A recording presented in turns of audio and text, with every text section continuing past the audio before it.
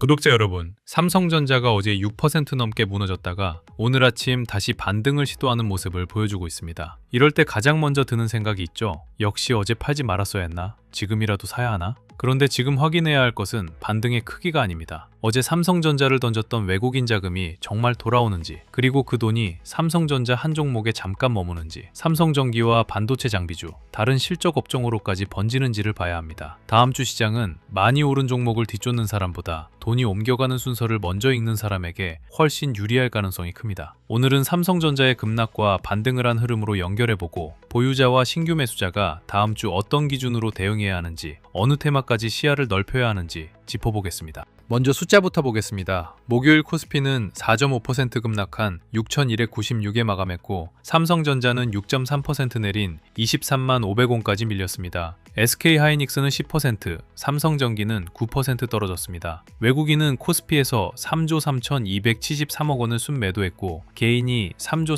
3,390억 원을 받아냈습니다. 그런데 오늘 오전 9시 10분 기준 코스피는 1.50% 오른 6,390을 기록했고 외국인은 다시 3천억 원 순매수로 돌아섰습니다. 삼성전자는 23만 3천 원, SK하이닉스는 151만 8천 원 부근에서 반등을 시도했습니다. 하루 만에 매도와 매수가 뒤집혔습니다. 심지어 휴장을 앞둔 금요일인데도 매수로 전환됐다는 점이 시사하는 바가 있는데요. 기업의 가치가 밤사이 무너졌다가 다시 살아난 것이 아니라 짧은 수급이 가격을 너무 크게 흔들고 있다는 얘기입니다. 목요일 하락의 출발점은 미국 메모리주였습니다. 샌디스크와 웨스턴 디지털은 AI 추론 수요 증가와 장기 공급 계약 확대, 제한적인 공급 증가라는 좋은 내용을 내놨습니다. 샌디스크의 분기 매출은 전년보다 370% 늘었고 데이터 센터 매출은 1300% 급증했습니다. 그런데 다음 분기 매출 전망이 시장의 높은 기대에 미치지 못하자 샌디스크는 6.7%, 웨스턴 디지털은 13% 떨어졌습니다. 실적이 나빠서 생긴 매도가 아니었습니다. 최근 반도체가 워낙 빠르게 반등한 탓에 투자자들이 숫자 하나를 더 요구하기 시작한 겁니다. 좋은 실적만으로는 부족하고 이미 높아진 기대까지 넘어야 주가가 오르는 장세가 됐습니다. 삼성전자도 똑같은 시험대에 올라 있습니다. 간밤 미국 증시가 소폭 밀린 배경에는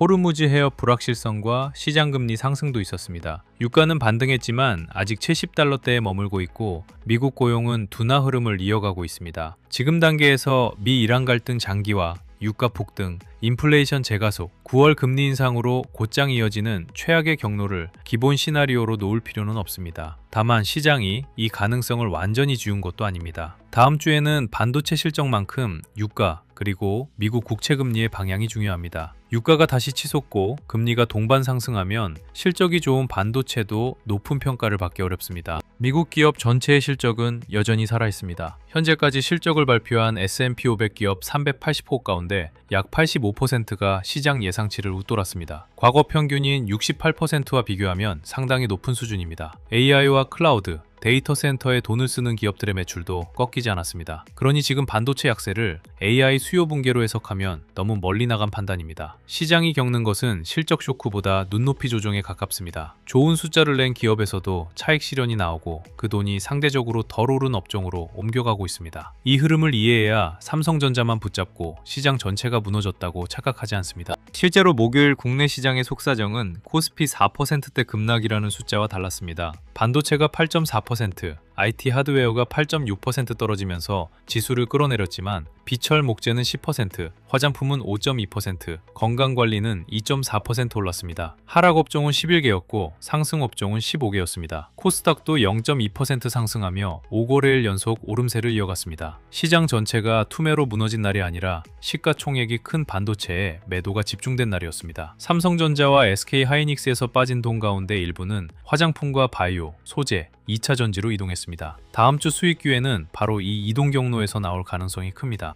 외국인의 반도체 매도도 하루 숫자만으로 업황 붕괴라고 단정하기 어렵습니다. 7월 31일 코스피는 하루 만에 17.9% 폭등했고 당시 외국인은 역대 최대 규모인 7조 3천억 원을 순매수했습니다. 짧은 시간에 큰 수익이 생겼으니 일부를 현금화하는 매물이 나오는 것은 이상하지 않습니다. 문제는 차익 실현이 어디에서 멈추느냐입니다. 오늘처럼 외국인이 다시 들어온 뒤 다음 거래일에도 삼성전자와 SK하이닉스를 사면 목요일 매도는 급반등 뒤 물량 정리에 가까워집니다. 반대로 반등 하루 만에 다시 조단위 매도로 돌아서고 삼성전자보다 후방 종목이 먼저 밀리기 시작하면 수급 조정이 더 길어질 수 있습니다. 외국인이 샀다는 사실보다 얼마나 오래 사고 어디까지 함께 사는지가 더 중요합니다. 코스피를 받쳐주는 이익 전망은 오히려 좋아졌습니다. 12개월 선행 영업이익 전망은 7월 말 1170조 원에서 8월 6일 1200조 원으로 올라왔습니다. 같은 기간 12개월 선행 PER은 5.5배에서 5.1배로 낮아졌습니다. 기업들이 앞으로 벌 것으로 예상되는 돈은 늘었는데 주가는 더 싸진 셈입니다. 주가가 빠질 때 이익 전망까지 함께 무너지면 위험한 조정입니다. 지금은 이익 추정치가 올라가는 동안 가격이 먼저 내려왔습니다. 장중 급락 때마다 저가 매수가 들어오는 이유도 여기에 있습니다. 다만 저평가는 반등의 근거일 뿐 당장 내일부터 쉬지 않고 오른다는 약속은 아닙니다. 삼성전자의 실적도 같은 결론을 뒷받침합니다. 2분기 매출은 171조 5천억 원,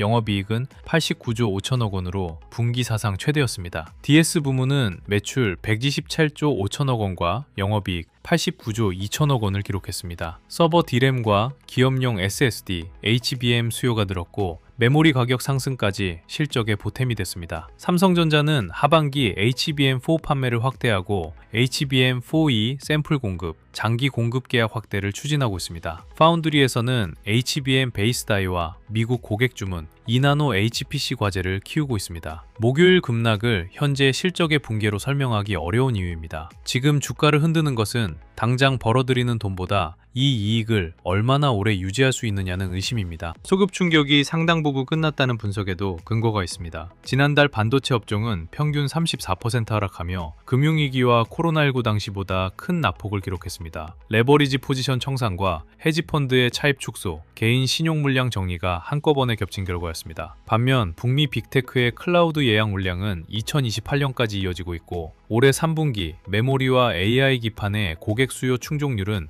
60에서 70%에 그치는 것으로 추산됩니다. 공장은 계획한다고 바로 나오지 않습니다. 새 메모리 팩과 기판 생산 라인을 완공하는데 2년에서 3년이 걸리는 만큼 공급 부족이 단숨에 해소되기도 어렵습니다. 7월에 강제 매도는 약해졌지만 이제부터는 실적이 주가를 다시 끌어올릴 수 있는지 확인할 차례입니다. 다음 주 삼성전자 투자자가 놓치지 말아야 할 새 변수는 중국 창신 메모리입니다. 창신 메모리는 올해 2분기 매출 기준 글로벌 D램 점유율을 7%까지 끌어올렸습니다. 1년 전 4%에서 3%포인트 높아진 수치입니다. HP와 ASUS, 에이서가 일부 보급형 노트북에 창신 메모리 제품을 사용하기 시작했고 중국 안에서는 화웨이와 샤오미를 비롯한 대형 고객을 확보했습니다. 현재 월 30만 장 수준으로 거론되는 생산 능력을 2028년 55만 장까지 늘릴 것이라는 전망도 나옵니다. 범용 D램에서는 더 이상 무시할 수 없는 경쟁자가 됐습니다. 특히 PC와 스마트폰처럼 가격에 민감한 시장에서 창신 메모리의 공급이 늘면 삼성전자의 범용 제품 수익성에는 부담이 될 수 있습니다. 그런데 창신 메모리 뉴스에는 반대편 해석도 있습니다. 애플이 차세대 기기의 원가를 낮추려고 가격 인하를 요구했지만 창신 메모리가 이를 받아들이지 않았다는 보도가 나왔습니다. 중국 안에서 받을 주문이 충분하고 메모리 공급이 빠듯해 굳이 싸게 팔 이유가 없다는 얘기입니다. 당장은 중국 업체의 저가 공세보다 공급 부족이 더 강하게 작동하고 있는 셈이죠. 미국 정치권이 애플의 창신 메모리와 양지 메모리 제품을 쓰지 말라고 압박하는 점도 삼성전자와 SK하이닉스에는 단기 협상력을 높여줄 수 있습니다. 그러나 이 보호막이 영원히 유지된다고 기대해서는 안 됩니다. 창신 메모리가 중국 내수로 규모를 키운 뒤 해외 시장까지 넓히면 범용 D램의 경쟁 강도는 분명 더 높아집니다. 다만 HBM에서는 아직 격차가 큽니다. 창신 메모리는 시제품과 양산 계획을 내놓고 있지만 시장에서 거론되는 수율은 아직 10에서 20% 수준입니다. HBM은 D램 칩을 많이 찍어낸다고 바로 납품할 수 있는 제품이 아닙니다. 적층 기술과 발열 제어, 첨단 패키징, 고객사 인증이 함께 맞아야 합니다. 삼성전자는 메모리 공정뿐 아니라 HBM 베이스 다이를 만드는 파운드리와 패키징 역량까지 갖고 있습니다. 창신 메모리의 추격을 가볍게 볼 수는 없지만 범용 D램 점유율 7%를 곧바로 HBM 시장의 주도권 변화로 연결하는 것도 과합니다. 삼성전자 투자자는 중국의 공장 계획보다 실제 HBM 수율과 고객 인증, 판매 가능한 물량을 확인해야 합니다. 이제 가격 흐름을 보겠습니다. 삼성전자는 짧은 기간에 23만원과 24만원,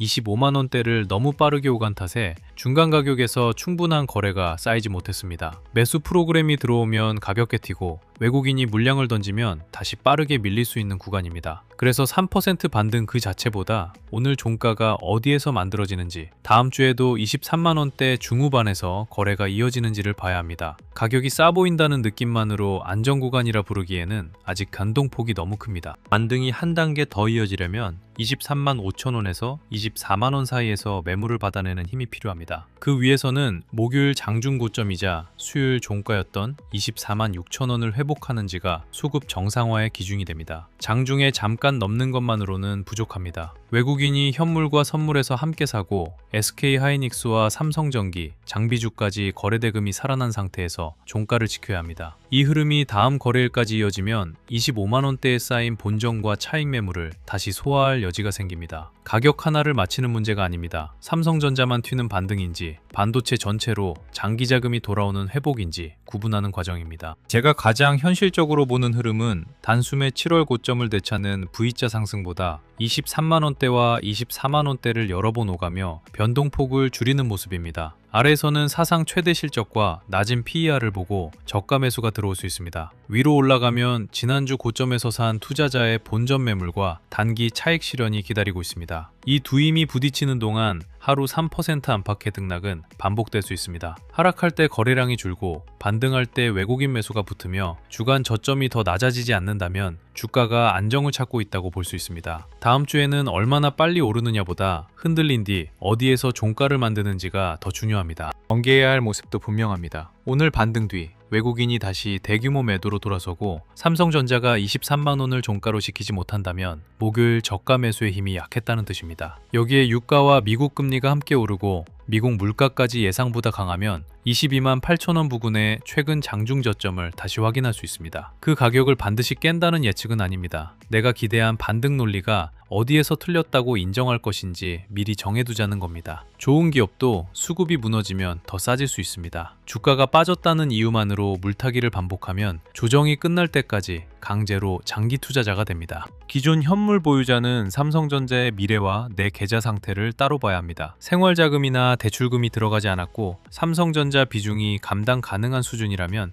목요일 공포의 전량을 정리할 이유는 크지 않습니다. 실적과 AI 메모리 수요가 살아있기 때문입니다. 다만 계좌의 절반 이상이 삼성전자에 묶여있거나 추가 하락을 버틸 현금이 없다면 반등을 비중 조절 기회로 써야 합니다. 외국인 매수가 이어지지 못하는데 24만 원 안팎에서 주가만 튄다면 일부를 줄여 현금을 확보할 수 있습니다. 반대로 외국인이 며칠간 매수를 이어가고 후방 종목까지 강해지면 핵심 물량을 급하게 내놓을 필요가 없습니다. 보유와 방치의 차이는 틀렸을 때 무엇을 할지 정해두었느냐에 있습니다. 레버리지 보유자는 훨씬 냉정해야 합니다. 삼성전자가 장기적으로 회복해도 그 사이 급등과 급락을 반복하면 레버리지 상품은 음의 복리와 매일의 리밸런싱 때문에 손실을 모두 되찾지 못할 수 있습니다. 지금처럼 23만 원대와 24만 원대를 빠르게 왕복하는 장은 방향을 맞춰도 계좌가 닳기 쉬운 환경입니다. 반등이 나왔다고 다시 물타기부터 하면 다음 하락에서 선택권이 사라집니다. 일부를 줄여 증거금과 현금을 만들고 외국인 매수와 종가 회복이 확인된 뒤 남은 비중을 판단하는 편이 낫습니다. 레버리지는 오래 기다리면 해결되는 현물이 아닙니다. 다음 한 번의 상승을 놓치는 위험보다 다음 급락에서 강제 청산되는 위험을 먼저 줄여야 합니다. 새로 들어가려는 투자자는 바닥을 맞히는 대신 확인을 나눠 사야 합니다. 첫 진입은 23만 원대 중후반에서 외국인 매도가 멈추고 종가가 무너지지 않는지 본 뒤 검토할 수 있습니다. 다음 물량은 24만 6천 원을 거래대금과 함께 회복하고 하루 뒤에도 저점이 높아지는지 확인한 뒤 접근하는 편이 안전합니다. 남은 현금은 삼성전자와 SK하이닉스뿐 아니라 삼성전기와 주요 장비주까지 매수세가 퍼질 때를 위해 남겨두십시오. 시초가가 3% 올랐다는 이유로 한 번에 들어가면 시장이 다시 흔들릴 때 고칠 방법이 없습니다. 최저가를 놓쳐도 괜찮습니다. 지금은 가장 싸게 사는 것보다 매수한 뒤 바로 장기 투자자가 되지 않는 구조를 만드는 일이 먼저입니다. 포트폴리오도 반도체를 전부 팔고 코스닥으로 갈아타는 식으로 움직일 필요는 없습니다. 삼성전자와 SK하이닉스 같은 대형 반도체는 이익 전망과 낮아진 평가를 근거로 계좌의 중심축을 맡길 수 있습니다. 다만 모든 자금을 한 축에 몰아넣지 말고 반도체 조정 때 오히려 돈이 들어온 실적 업종을 더하는 방식이 낫습니다. 대형주를 중심에 두되 코스닥 소부장과 바이오, 로봇, 화장품을 보조축으로 붙이는 바벨 전략입니다. 여기서도 아무 종목이나 낙폭이 크다고 사면 안 됩니다. 실적 발표 뒤 영업이익 추정치가 올라가고 외국인이나 기관의 매도가 매수로 바뀌며 같은 업종 안에서 거래 대금이 넓어지는 종목을 골라야 합니다. 갈아타기보다 추가하기가 유효한 이유입니다. 다음 주 첫 번째로 볼 업종은 역시 반도체입니다. 삼성전자와 SK하이닉스가 외국인 매물을 소화하는지 확인하면서 삼성전기까지 함께 봐야 합니다. AI 기판과 MLCC 수요가 살아있다면 삼성전기에서 대형 반도체보다 먼저 수급 회복이 보일 수 있습니다. 후방에서는 테스, 이오테크닉스, 심텍을 지켜볼 만합니다. 삼성전자만 반등하고 이 종목들의 거래 대금이 계속 줄면 아직 대형주 쇼커버에 가깝습니다. 반대로 장비와 기판까지 외국인이나 기관 매수가 붙으면 메모리 공급 부족과 설비 투자 기대가 시장 전체로 퍼지고 있다는 뜻입니다. 다음 주 반도체의 진짜 회복 신호는 대장주의 상승률보다 후방 산업의 동행에서 먼저 확인될 수 있습니다. 두 번째 축은 실적이 확인된 소비재와 건강관리입니다. 목요일 반도체가 급락하는 동안 한국콜마와 코스맥스 같은 화장품 업종에는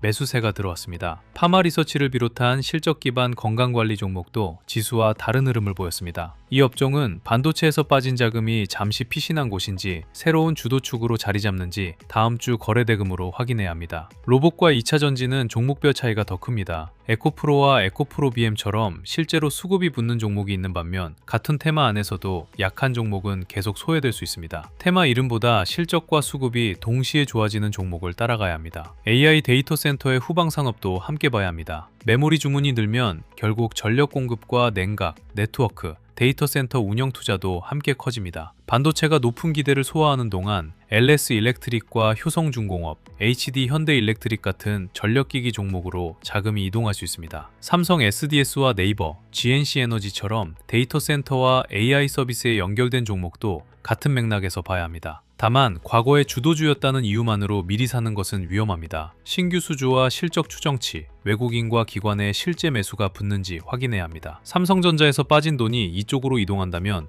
AI 투자가 끝난 것이 아니라 수익률의 순서가 바뀌고 있다는 의미입니다. 그런데 개인 투자자가 장중에 삼성전자 가격과 외국인 현물 선물, 원달러 환율, 장비주와 전력기기의 거래대금까지 모두 확인하기는 어렵습니다. 주도주 알림센터에서는 장이 열리기 전 미국 반도체와 금리, 유가의 변화를 먼저 정리하고 장중에는 삼성전자와 SK하이닉스로 외국인 자금이 돌아오는지 그 매수세가 삼성전기와 소부장, 전력인프라로 퍼지는지를 빠르게 전달해드리고 있습니다. 장 마감 뒤에는 단순히 오른 종목을 나열하지 않습니다. 주도주에서 자금이 빠져나온 신호와 다음 거래일에도 이어질 가능성이 있는 수급을 구분해드립니다. 종목 하나를 무작정 찍는 서비스라기보다 시장이 실제로 선택한 곳을 따라가고 잘못 들어갔을 때 오래 묶이기 전에 판단할 수 있도록 돕는 도구에 가깝습니다. 다음 주 일정은 수요일부터 특히 빡빡합니다. 8월 12일에는 미국 7월 소비자 물가가 발표됩니다. 물가가 예상보다 높으면 9월 금리 인상 우려와 국채금리가 다시 뛰면서 반도체에 부담을 줄 수 있습니다. 13일에는 미국 생산자 물가와 국내 옵션 만기가 겹칩니다. 물가 변수에 프로그램 매매까지 더해져 장중 흔들림이 커질 수 있는 날입니다. 14일 미국 소매 판매에서는 높은 금리에도 소비가 버티는지 확인하게 됩니다. 경기가 너무 강하면 금리가 부담이고 너무 약하면 실적 우려가 커집니다. 삼성전자의 가장 편한 조합은 AI 수요가 유지되는 가운데